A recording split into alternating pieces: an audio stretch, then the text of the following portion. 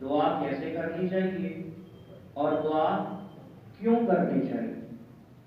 خداوند قدوس کا ارشاد ہے، ہاں وہ ذرا کیونکہ ٹائم تھوڑا ہوتا ہے اور مواد کافی سارا ہے، آپ کی سماعتیں میرے پاس رہیں گی تو میں گزارشات آپ کی خدمت میں زیادہ سے زیادہ پیش کروں۔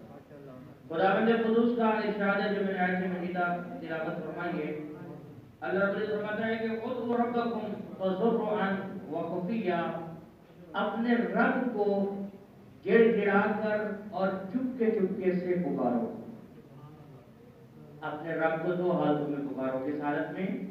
گڑ گڑا کر، اور یقیناً خداوند قدوس نے فرمایا کہ جو بندہ میری بارگاہ میں دعا کرتا ہے میں اس کی دعا کو سنتا بھی ہوں اور قبول بھی کرتا ہوں، سنتا بھی ہوں اور قبول بھی کرتا ہوں۔ اب ضرورت اس بات کی ہے کہ ہمیں دعا کے آداب آنے چاہیے کہ ہم دعا کریں کس طرح۔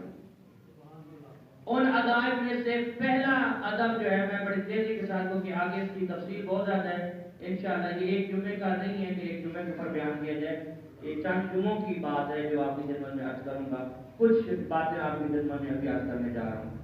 پہلی بات یہ ہے کہ دعا کس طرح مانگے۔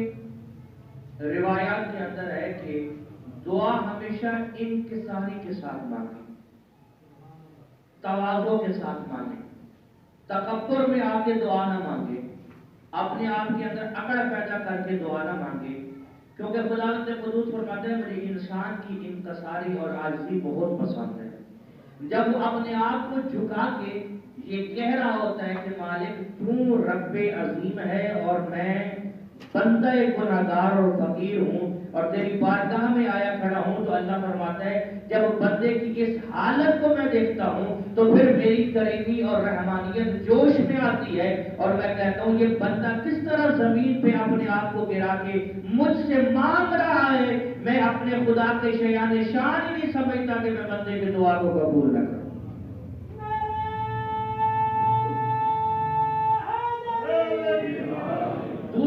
دوسری بات، دعا کو کس طرح مانگے؟ فرمایا صدقہ دے کر دعا مانگو۔ بہت اہم بات آپ کی خدمت میں عرض کرنے جا رہا ہوں، صدقہ دے کر دعا مانگو ہمیشہ۔ اس کا کیا وجہ؟ اس کی وجہ یہ ہے کہ جب بھی تم صدقہ دے کے خدا سے دعا مانگو گے خدا تمہاری دعاؤں کو جلدی سنے گا۔ اب ایک مسجد کے اندر دو جوان بیٹھے دعا کر رہے تھے، ایک دعا کر رہا تھا مالک مجھے 100 روپیہ دے دے، ایک جوان دعا کر رہے ساتھ بیٹھ کے مالک مجھے 100 لاکھ دے دے، 100 لاکھ دے دے یا 100 لاکھ دے دے، جو بھی۔ اب جو 100 لاکھ مانگ رہا ہے وہ 100 والے کو کہہ رہا ہے کہ تم کیا مانگ رہے ہو، تم کیا مانگ رہے ہو؟ وہ 100 والا کہتا ہے بھائی جس کو جتنی ضرورت ہے اس نے اتنا ہی مانگنا ہے، مجھے 100 کی ضرورت ہے میں خدا سے 100 مانگ رہا ہوں، تمہیں 100 کی ضرورت ہے یا 100 لاکھ کی ضرورت ہے تم اتنا مانگو۔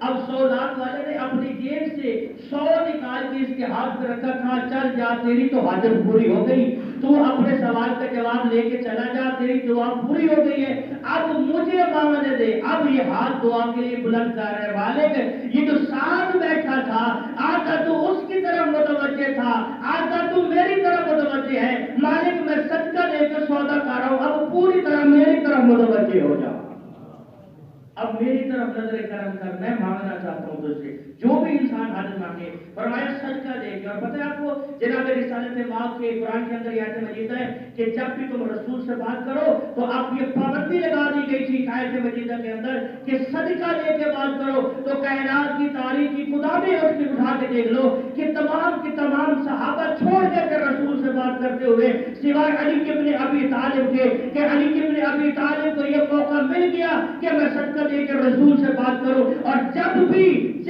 بہانے سے مولا کائنات صدقہ دیتے اور رسول سے جا کے باتیں کرتے، اور پھر یہ آیت منسوخ ہو گئی۔ کیوں؟ کچھ لوگ ایسے تھے جو صدقہ بھی نہیں دیتے تھے اور باتیں بھی کرتے تھے۔ اللہ نے کہا بس ٹھیک ہے، میں دیکھنا چاہتا تھا کون ہے جو قرآن کی آیت پہ عمل کرتا ہے، لہذا صدقہ دے کے خدا سے دعا مانگو۔ تیسری بات جو دعا مانگنی ہے، جس سے دعا مانگو اس کو کسی کا وسیلہ دو، جس سے دعا مانگی جائے اس اس کے القاب کا وسیلہ دیا جائے. جیسے ہم کہتے ہیں مولا عباس کی خدمت میں ہم جا کے سب دعا کرتے ہیں، لیکن مولا عباس سے دعا کریں تو مولا عباس باب الحوائج ہیں، عقیدہ ہے یا نہیں ہے؟ باب الحوائج کا واسطہ دے کے، یعنی ان کے القاب کا واسطہ دے کے دعا مانگے تو پھر بھی دعا رد نہیں ہوتی ہے، دعا قبول ہوتی ہے. یہ دعا کی استجابت کا یہ جملہ آپ کی خدمت میں عرض کر رہا ہوں، جتنے عرض کر رہا ہوں آپ کی خدمت میں. اگلا جملہ سنیے گا. اگلا جملہ کیا ہے جی؟ جب دعا کرو تو دعا کرنے سے پہلے دعا کی حالتوں کو دیکھو، کن کن حالات میں خدا سے مانگنا ہے.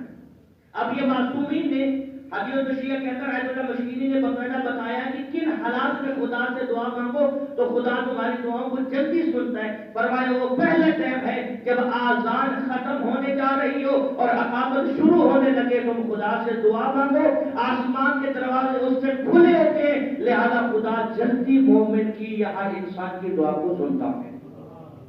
دوسرا موقع دعا کی حالت کو دیکھیے گا. فرمایا جب رحمت کی بارش ہو رہی ہے، جب رحمت کی بارش ہو رہی ہو، ابتدائی بارش میں دعا مانگو تو خدا اس دعا کو سنتا ہے. تیسرا جب حالت سجدے میں جاؤ تو پھر خدا سے دعا مانگو، خدا تمہاری دعا کو سنتا ہے.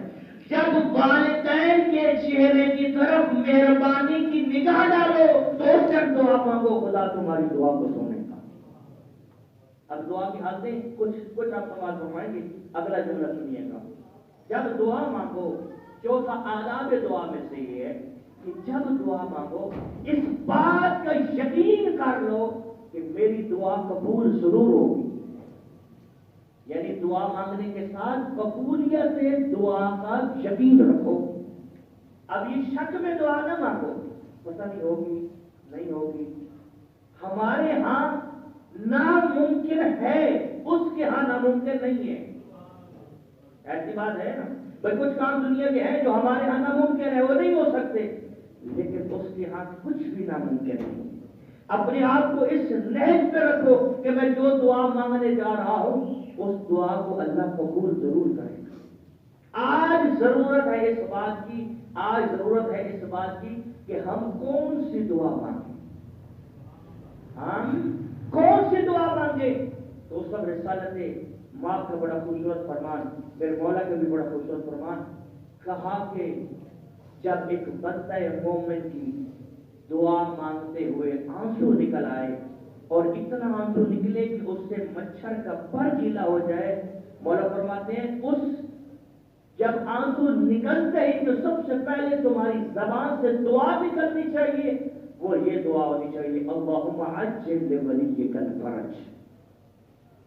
اے میرے اللہ میرے امام کا ظہور جلد فرما. مولا وہ کہتے ہیں فرمایا وقت معین ہے میرے آنے کا، علم صرف خدا کو ہے، لیکن ممکن ہے تمہاری دعا کی وجہ سے ایک دن پہلے میرا ظہور ہو جائے. اس ایک دن پہلے تمہاری دعاؤں کے اگر وجہ سے ہو جائے، پتہ ہے تمہارے اوپر کتنے اثرات مرتب ہوں گے، کتنا تمہیں فائدہ ہوگا کہ میں ایک دن پہلے ظہور کر گیا. اب یہ بات ذہن میں رکھنا، دو چیزیں ہیں اس دعا کے اندر، ایک ہے عقیدہ، ایک ہے عمل. اور عمل بھی ضروری ہے، عقیدہ بھی ضروری ہے. آج اگر بالفرض دعا مانگنے کے ٹاپک میں یہ بات آ گئی، بالفرض ایک بندہ مومن کا، کسی انسان کا بچہ بیمار ہو جاتا ہے. توجہ ہے صاحبان کی، میں بات اگلی کرنے جا رہا ہوں، بہت اہم آپ سے بات کرنے جا رہا ہوں. بیمار ہو جاتا ہے، اب اس کے پاس پیسے نہیں اس کے علاج کروانے، وہ کسی انسان کے پاس جاتا ہے، کسی غریب انسان کے پاس جاتا ہے، مہربان انسان کے پاس جاتا ہے کہ بندہ خدا میرے پاس پیسے نہیں ہے، میرے بچی کا اتنا خرچہ ہے، 1,00,000 ہے، 50,000 ہے. اب وہ بندہ خدا اس کی حاجت کو پورا کر دیتا ہے. اب حاجت کو پورا کرے گا تو اس کے اوپر بچی کو شفا بھی مل گئی، حاجت بھی پوری ہو گئی، لیکن سوچ جو تم نے اس سے پیسے لیے اس کا احسان تیرے اوپر کتنا ہو گیا. اب جب ٹھیک ہو گیا تو پہلا احسان کا بدلہ احسان ہوتا ہے، پہلے تو یہ بات ہے کہ آپ کے پاس پیسے ہوں تو آپ احسان یہ ہے کہ وہ پیسے دوبارہ اس کو واپس لوٹا دو، جبکہ یہ بات ناممکن ہے۔ اگر پیسے پہلے ہی ہوتے تو تم ان سے مانگتے کیوں جاتے؟ لہذا یہ بات تو معین ہو گئی کہ تم پیسے کے بدلے میں پیسے نہیں دے سکتے۔ پھر جب ان کے پاس جا کے کھڑا ہو جائے گا تو جب بھی جائے گا تو تم یہی کہو گے بھائی میرے لائق کوئی خدمت ہے تو بتا دو، کہو تو تمہارے گھر کی نوکری کرو، کہو تو تمہارے کھیتوں کی نوکری کرو، کہو تو تم جو بھی حکم کرتے ہو، مجھے اس بات پہ پورا اعتماد اور یقین ہے کہ آپ جو کہیں گے میں وہ کروں گا، اس لیے کہ آپ نے میرے بچے کی جان بچائی ہے۔ اور بندہ خدا جب ایک عام بندہ جس نے آپ کے بچے کی جان بچا لی ہے اور اس کے سامنے جا کے تو کھڑا ہو کے اقرار کر رہا ہے کہ اب جو تو چاہتا ہے میں کرنے کو تیار ہوں، اور اللہ نے تیرے اوپر کتنے احسان کر دیے ہیں، اللہ نے تیرے اوپر کتنے احسان کیے ہیں۔ اللہ نے یہ احسان تھوڑا کیا کہ اللہ نے ہمیں علی والا بنایا ہے، اللہ نے احسان کیا اللہ نے ہمیں انسان بنایا ہے، اللہ نے ہم پر احسان کیا کہ اللہ نے ہمیں مجلس حسین میں بیٹھنے کا موقع عطا کیا ہے، اللہ نے ہمارے پر احسان کیا کہ اللہ نے ہمیں یہ دیکھنے کے لیے آنکھیں عطا کی، اور اس آنکھوں کو دیکھنے کے لیے ایک چیز کی ضرورت ہے، روشنی، اور روشنی کا سبب بنایا سورج کا، اور سورج کی وجہ سے تم دیکھتے ہو۔ یہ اللہ کا ہم پہ احسان ہے یا نہیں ہے؟ پھر یہاں دیکھو یہ جو ہم بول رہے ہیں، جو سانس لے رہے ہیں، یہ جو میری بات آپ سن رہے ہیں، آپ کی بات میں سن رہا ہوں، یہ اللہ کا احسان ہے یا نہیں ہے؟ اس بات پہ کتنا ہم غور کرتے ہیں، اس بات پہ ہم کتنا غور کرتے ہیں کہ یہ احسان پروردگار ہے یا؟ میری بات اگر بہتر لگ رہی ہے تو درود پڑھے آل محمد کی طرف۔ اگر امام زمانہ کے حوالے سے دو جملے آپ کی خدمت میں عرض کر رہا ہوں، امام زمانہ کے حوالے سے ہمیں دعا کرنی ہوگی، اے میرے مالک ہمارے امام کا ظہور جلد فرما، ادھر سے ہم دعا کر رہے ہیں۔ اب یہاں پر کیا جب ہم امام کو پکار رہے ہیں، ہمارا عقیدہ بھی یہی ہے اور ہمارا عمل بھی یہی ہے کہ ہم دعا کر رہے ہیں؟ ہمارے یہاں اعتراض ہوتا ہے نا بھائی، اعتراض کے دو جواب بھی آپ کی خدمت میں دیتا جاؤں، چلو میرے ذہن میں یہ بات آ گئی۔ ہمارے یہاں اعتراض یہ بھی ہوتا ہے ہمارے اوپر، اہل تشیع کے اوپر، کہ اہل تشیع کہتے ہیں کہ ہمارے امام زندہ ہے۔ تو یہ کیسے ممکن ہے کہ امام جو ہے وہ 1200 سال ہو گئے ابھی تک امام زندہ ہے؟ توجہ رہے آپ سب، یہ جوان بچوں کے لیے بھی وہ توجہ رہے۔ اور مومن وہی ہوگا جو اپنے عقیدے کا تحفظ کر سکے۔ یہ باہر جا کے اگر کوئی ہم سے سوال کر لے بھئی آپ کا امام زندہ ہے تو ہم کیا جواب دیں گے؟ اگر ہم سے کوئی سوال کرے کہ آپ یا علی مدد کیوں کہتے ہیں تو آگے سے ہمیں یہ جواب ملے کیونکہ ہمارے ابے نے کہا تھا کہ ہم یا علی مدد کہیں، یا ہماری اماں نے کہا کہ یا علی مدد کہیں۔ یہ جواب نہیں ہے، عقیدے کو مضبوط کر کے اپنے آپ کو اعتماد میں لے کے یہ بات کرو کہ ہم یا علی مدد اس لیے کہتے ہیں کیونکہ نبی نے علی کو مدد کے لیے پکارا تھا، لہذا یہ بات عقیدے میں رکھ کے اپنے آپ کو مضبوطی سے۔ اور آج ہم کو یہ سوال ہوتا ہے نا کہ امام یہ کیسے ہو سکتا ہے کہ امام 1250 سال ہو گئے ابھی تک زندہ ہے، یہ کیسے ممکن ہے؟ تو بالکل سادہ سا، نہ قرآن کی آیت یاد کرنے کی ضرورت ہے، نہ کسی حدیث کی ضرورت ہے، بالکل سادہ سا جواب ہے۔ اگر آپ اپنے ذہنوں میں رکھیں، کوئی بھی آپ کے اوپر یہ سوال کرے آپ اس کو یہ جواب دو، بھائی دیکھو تم قرآن میں کتنی مرتبہ بسم اللہ پڑھتے ہو؟ جب وہ بندہ کہے گا بچے ہی مرتبہ قرآن کو شروع کرتے ہی بسم اللہ پڑھتے ہیں، کہا بسم اللہ سے پڑھنے سے پہلے تم کیا پڑھتے ہو؟ کہو کہ وہ کہے گا اعوذ باللہ من الشیطان الرجیم، تو اس کا ترجمہ کیا بنتا ہے؟ اے میرے اللہ ہمیں شیطان مردود کی پناہ سے بچا لے، ہمیں اس کے پناہ میں رکھ لے، ہم اس کے چٹکنے میں اس کے اندر آنا نہیں چاہتے، اس کے وسوسے میں آنا نہیں چاہتے، ہمیں شیطان سے بچا لے۔ تو اس وقت یہ بتا، یہ تجھے بتا کہ شیطان کب سے ہے؟ شیطان کب سے ہے؟ تو وہ کہے وہ تب سے تھا جب پیدا ہی نہیں ہوا تھا، بھائی وہ تو آدم سے پہلے تھا یہ ملعون۔ اچھا حضرت آدم سے بھی پہلے تھا؟ ارے اس بات پہ ذرا غور کرنا، ہمارے اوپر اعتراض کرتا ہے، ہم نوجوان بچوں کو یہ جواب دینا چاہ رہے ہیں اور اس طرح کی محفل میں جواب دینا چاہ رہے ہیں کہ جو اللہ ایک گمراہ کرنے والے کو اتنی لمبی زندگی عطا کر سکتا ہے، ہدایت کرنے والے کو کیوں نہیں لمبی زندگی عطا کر سکتا؟ ایک گمراہ کرنے والا شیطان پہ تو اتنا یقین ہے کہ اس کی اتنی لمبی زندگی ہے کہ وہ انسان کو گمراہ کیے جا رہا ہے، تو ہدایت کرنے والا کیوں نہیں کر سکتا؟ دوسرا ہمارے اوپر یہ اعتراض یہ بڑی آسانی سے اعتراض ہوتے ہیں، لیکن یہ بات آپ غور میں رکھیے گا، ذہن میں رکھیے گا۔ پھر دوسرا سوال، دشمن ہمارا بہت تیز ہے۔ اچھا، ہمارے اہل سنت بھائی کہتے ہیں کہ جی امام کا ظہور، یعنی امام پیدا ہوں گے پھر وہ دنیا میں آئیں گے تو پھر ملیں گے۔ ہم کہتے ہیں نہیں، آ چکے ہیں، ظہور ہوگا پھر ہم ملیں گے۔ توجہ صاحبان کے چاہتا ہوں بھائی، ہم دونوں بھی اس بات پہ تو یقین ہے نا، ملے تو کسی کو بھی نہیں۔ ہمیں ملے امام زمانہ، وہ اور شخصیات ہیں جن کو ملے، ہمیں ملے فائدہ۔ ہم اگر کوئی مسئلہ پوچھنا چاہتے ہیں، ہماری کوئی ایسی بات فکی ہے، کوئی ایسی بات ہے جو ہم امام سے ڈائریکٹ پوچھیں، کوئی ہے فائدہ؟ ظاہری طور پہ ہمیں کوئی فائدہ نظر نہیں آ رہا، تو پھر یہ ہمارے امام کا کیا فائدہ کہ ہم اتنی دعائیں کر رہے ہیں امام کی بارگاہ میں؟ توجہ صاحبان کی، کیوں دعائیں کر رہے ہیں اتنی زیادہ؟ کہا فائدہ اس لیے ہے کہ اب یہ بتاؤ کہ شیطان جب انسان ایک مومن ہوگا یا کوئی مسلمان کر لے، جب مسلمان کوئی غیبت کر دیتا ہے تو غیبت کے بعد وہ کیا، اس کو کیا کہتے ہیں کہ آپ نے غیبت کیوں کی؟ تو وہ کیا کہتے ہیں؟ مجھے شیطان نے ورگلایا تھا، میرے شیطان نے دل میں وسوسہ ڈالا تھا۔ جب شراب پی لیتا ہے، زنا کر لیتا ہے تو کیا کہتے ہیں؟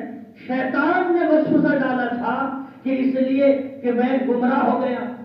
اچھا، شیطان تمہیں نظر آئے؟ شیطان تمہیں نظر آئے؟ کہا نہیں۔ تم نے دیکھا؟ کہا نہیں۔ کہا کہ کس کو دیکھا نہیں ہے؟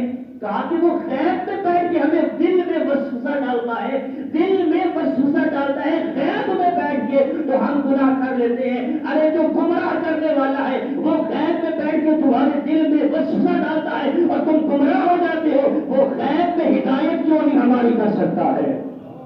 اس بات پہ بھی توجہ رکھیں، وہ غیب میں ہماری ہدایت کرتا ہے۔ آج ضرورت ہے ہمیں اس بات کی، ہم امام سے دعا کر رہے ہیں، مالک ہمارے امام کا جلد ظہور فرما۔ آداب دعا کی ابھی بات ختم نہیں ہوئی ہے، اگلا مرحلہ باقی ہے۔ درود پڑھ لیں آل محمد کی عزت و